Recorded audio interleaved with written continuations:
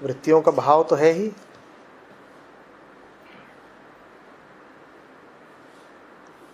वृत्तियों के भाव को ही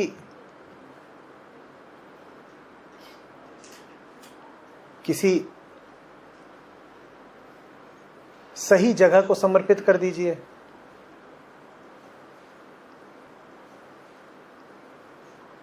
नदी में बाढ़ बहुत आती हो, बड़ा बहाव रहता हो,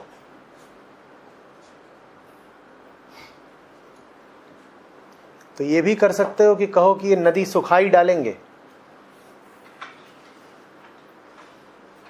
या ये कह सकते हो कि इतने प्रबल प्रवाह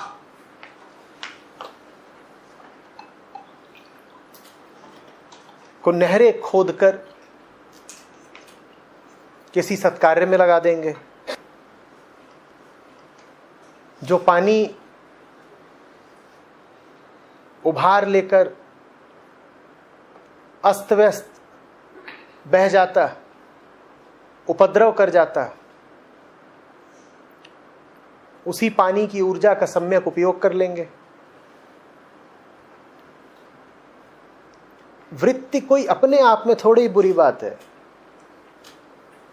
हम सब यहां जितने लोग बैठे हुए हैं, हम वृत्तियां ही तो हैं। बहकी हुई वृत्ति बुरी बात है, वृत्ति नहीं। आप क्या सोचते हो, आप कौन हो? आप पहली बात वृत्ति ही हो, जीव वृत्ति हो आप। अभी जीव वृत्ति या तो उपद्रवी हो सकती है, या वृत्ति ही शरणागत हो सकती है, प्रेम में पड़ सकती है। प्रेम तुम्हें क्या लगता है कौन करता है? आत्मा क्या आत्मा से प्रेम करती है? दो आत्माएं तो होती नहीं।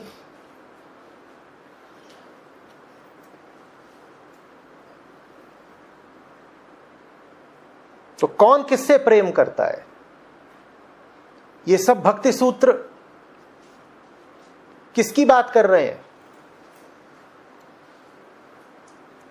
प्रेम का अर्थ ही होता है वृत्ति को सत्य से प्रेम हो गया। सत्य को सत्य से थोड़े ही प्रेम होगा। सत्य तो अखंड है, अनन्य है, असंग है। दो कहां से पाओगे? वृत्ति को ही तो प्रेम हो जाता है सत्य से, तो प्रेम में पड़ जाओ ना।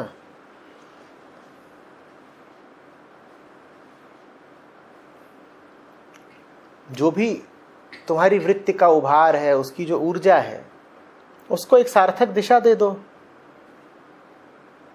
वृत्ति का ही तो सारा खेल है, वृत्ति के ही तो सारे रंग हैं, उसी की तो सारी दौड़ धूप है, उसी की आवाज है, सब कुछ उसी का है।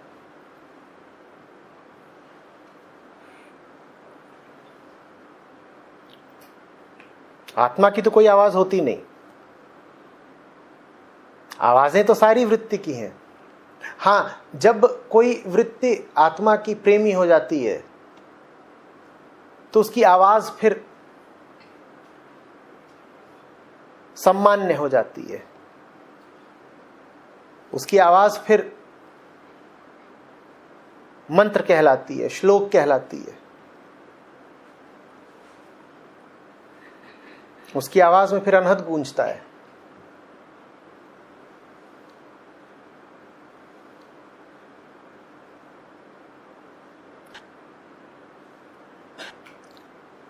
ये उम्मीद रखोगे कि वृत्ति से छुटकारा मिल जाएगा तो रखे रहो उम्मीद, वो कभी होने नहीं वाला। जीव हो और जब तक शरीर है तब तक वृत्ति भी रहेगी, नहीं तो सांस का आवागमन ही रुक जाना है। वृत्ति ही तो सांस ले रही है, सांस माने समय, आत्मा तो समय में होती नहीं। तो या तो जीवन भर एक असंभव काम करने की कोशिश करते रहो कि वृत्ति का गला घोंट दूंगा, या फिर अपनी वृत्ति को ही सार्थक दिशा दे दो।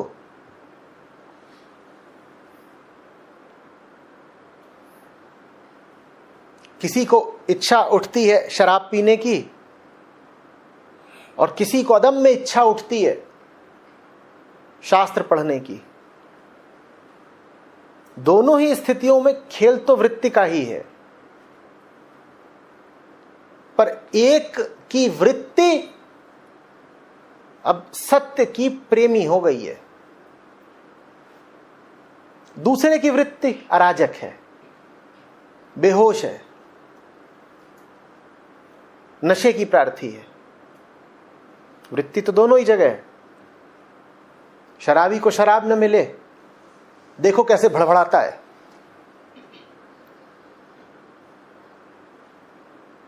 और साधक को शास्त्र न मिले तो तुम उसकी भी बेचैनी देखना। गोपियों को कृष्ण न मिले, उनकी बेचैनी देखो। शिष्य को गुरु न मिले, उसकी व्याकुलता देखो। और कामी को काम न मिले, लोभी को दाम न मिले, तो उनकी भी बेचैनी देख लो। खेल तो सर्वत्र सदैव है वृत्ति का ही। वृत्ति माने चाहना।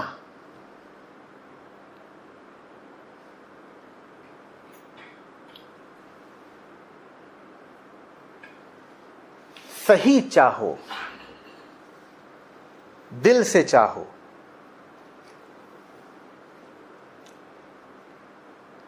चाहत में बुराई नहीं है।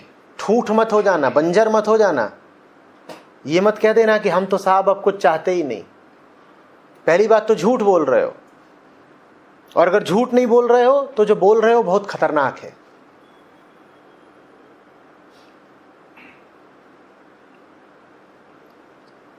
बिना प्रेम का इंसान एक सड़ी हुई लाश है। उसमें स्वयं तो प्राण है ही नहीं, वो दूसरों को भी बीमार करती है। तुम्हारे आसपास एक सड़ी हुई लाश हो तो सब बीमार पड़ोगे। बात समझ में आ रही है? जा घट प्रेम न संचरै, सो घट जान मसान। जिस घट में प्रेम नहीं है, उस घट को, उस शरीर को, उस व्यक्ति को शमशान जैसा मानो। और प्रेम तो इच्छा ही है, इच्छा का ही नाम प्रेम है। पर प्रेम बड़ी सुंदर और बड़ी विशिष्ट इच्छा है। जैसे खाल लोहार की, सांस लेत बिनु प्राण। कि सांस तो चल रही है लेकिन वास्तव में जीवन नहीं है। और ऐसे बहुत लोग हैं। दुर्भाग्य ये कि ऐसा बहुत लोग अपने साथ अध्यात्म के नाम पर कर लेते हैं। तो कहते हैं अध्यात्म का तो अर्थ ही है इच्छाओं से मुक्ति।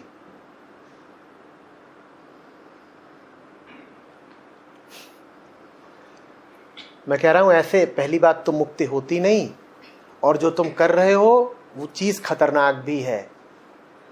तुम इंसान से देवता नहीं बन जाओगे इच्छाओं का गला घोट के, बल्कि इंसानियत से भी नीचे गिर जाओगे। तो मेरी सलाह है कि अपनी ऐषणाओं को, वृत्ति को, अपनी चाहतों को सही दिशा दो। उसको चाहो जो चाहने योग्य हो।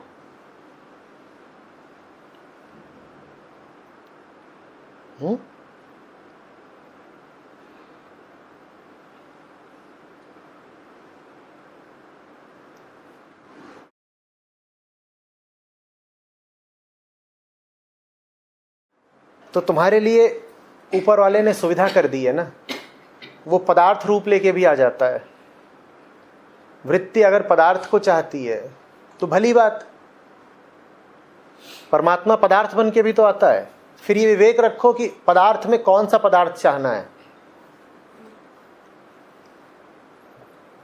पदार्थ माने वो जो इंद्रियों से अनुभूत होता हो, ठीक, जो इंद्रियों से अनुभूत सो। तो गोपियों को कृष्ण दिखते नहीं थे क्या? ये लो, परमात्मा पदार्थ बनाया, परमात्मा देह धारण कर आया। आंखों की यही तो जिद है ना कि किसी को देखेंगे, हाथों की यही तो जिद है ना कि किसी को छुएंगे, पकड़ेंगे। तो तुम्हारे लिए ऊपर वाले ने सुविधा कर दी है। वो ऐसे भी रूप लेकर आ जाता है जिन्हें देखा जा सकता है, छुआ जा सकता है। जाओ, छुओ, पकड़ो, खेलो, गले लगाओ। पर फिर भेद करने का विवेक रखना कि पदार्थ के नाम पर मल में ही मत लौट जाना। परमात्मा मल में भी है, पर जिस तरीके से वो मल में है तुम्हारे लिए उपयोगी नहीं रहेगा। तुम तो परमात्मा का वो रूप ढूंढो जिससे तुम्हारी वृत्ति प्रेम में पड़ सके। तुम्हारे लिए वही उपयोगी है। और बीमार को उपयोगिता से प्रयोजन होना चाहिए। मेरे लिए उपयोगी क्या है, फायदा क्या किससे मिलेगा? वो तो घट घट में है, सर्वत्र है, पर सर्वत्र वो तुम्हारे काम का नहीं है। है तो वो इस कुर्सी में भी, और है वो इस कुर्सी में बैठने वाले में भी, पर वो कुर्सी में तुम्हारे काम का नहीं। कुर्सी में बैठने वाले में है तो तुम्हारे काम का है। तो तुम ढूंढ लो कि परमात्मा किस रूप में तुम्हारे काम का है, और अपनी वृत्ति से कहो उधर चल। तुझे पदार्थ ही चाहिए था ना, मिल गया पदार्थ।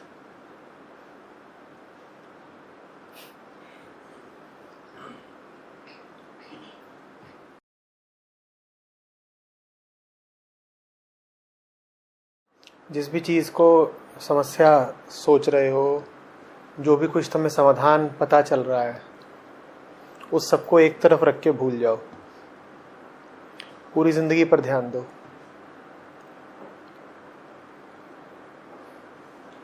दिन सच्चा होगा, खुशगवार होगा, तो शाम को खुद ही जिससे मिलोगे उसे साफ दिल से शुक्रिया भी बोल दोगे और क्षमा भी मांग लोगे।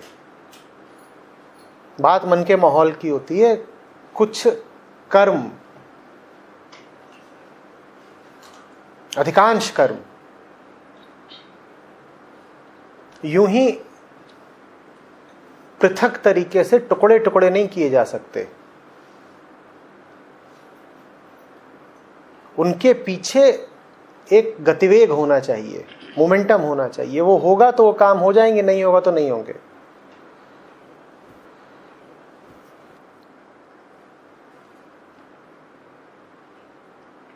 तुमसे कहा जाए उछल करके छत छू लो, तुम जहां पर हो वहीं से उछलो तो मुश्किल पड़ेगा।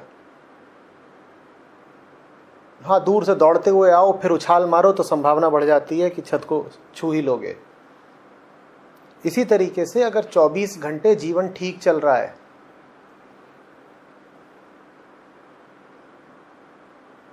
तो संभावना बढ़ जाती है कि 24वें घंटे में कोई ऐसा काम भी हो जाएगा जो अन्यथा न होता।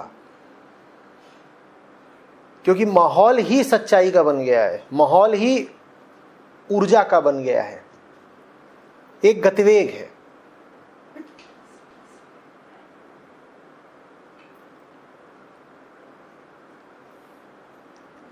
फिर कठिन काम भी सहज हो जाते हैं।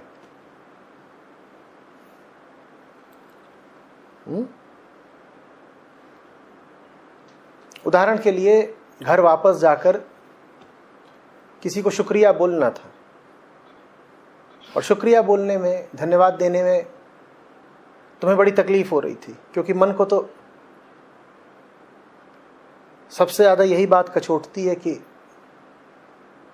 शुक्रिया भी बोलना होता है, अनुग्रह भी मानना होता है। जब तक तुम विचार करते रहोगे कि शुक्रिया बोलना चाहिए, नहीं, वो तुम पाओगे तुम्हारी जबान में गांठ पड़ी हुई है, नहीं बोल पा रहे। और भूल जाओ शुक्रिया इत्यादि व्यक्त करने का विचार। 5 घंटे यहां बैठ के तसल्ली से सुनो और कबीर साहब को गाओ, और फिर घर पहुंचो और पाओ कि जो कहना था वो बिना किसी संकल्प के, बिना किसी परिश्रम के सहज ही घटित हो गया। पहले बहुत विचार करते थे, बड़ा संकल्प कि जा रहे हैं, अभी बोल ही देंगे धन्यवाद, अब बोला नहीं जाता था, और मन का माहौल ठीक किया तो घटना आनंद फानंद में घट गई, बिना चाहे काम हो गया।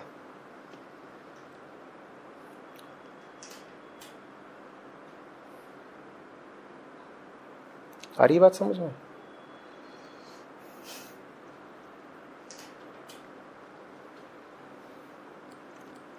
होली का दिन होता है, सबको गले लगा रहे होते हो, उसी गतिवेग में, उसी मोमेंटम में कोई दुश्मन भी आ जाता है, उसको भी लगा ही लेते हो गले। अब हो जाएगा काम, क्योंकि मन को माहौल ही ऐसा दे दिया है। और यही वो अकेला तुम्हारे सामने आ जाए तो गले लगते तुम्हारी छाती में दर्द होगा।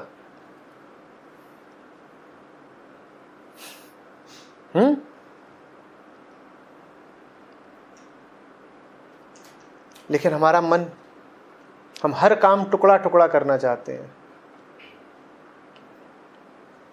आज कोई एक अच्छा काम कर दें, और कौन सा अच्छा काम करना है? जो करने की बहुत जरूरत दिखाई देती है, बस इसको कर डालें।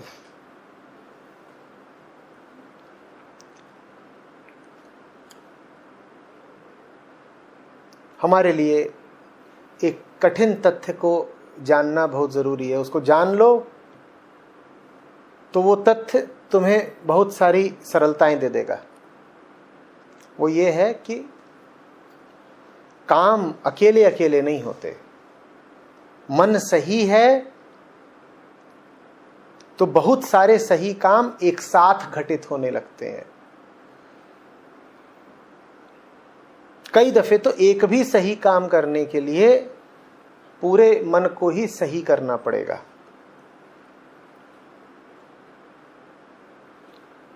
एक को प्यार देना है तो मन ऐसा बनाना पड़ेगा जो प्यार देने के काबिल है।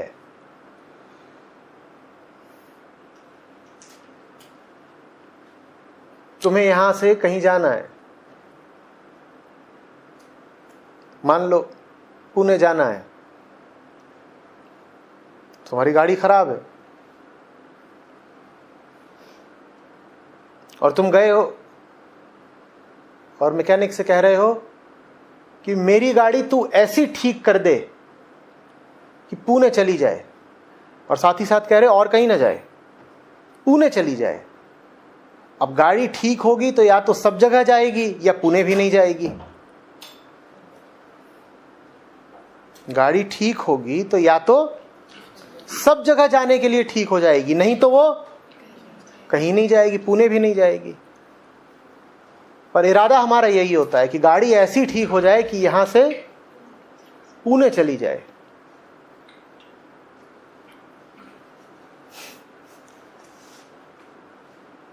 जिसकी गाड़ी ठीक हो जाती है फिर वो चहुदिश जाती है।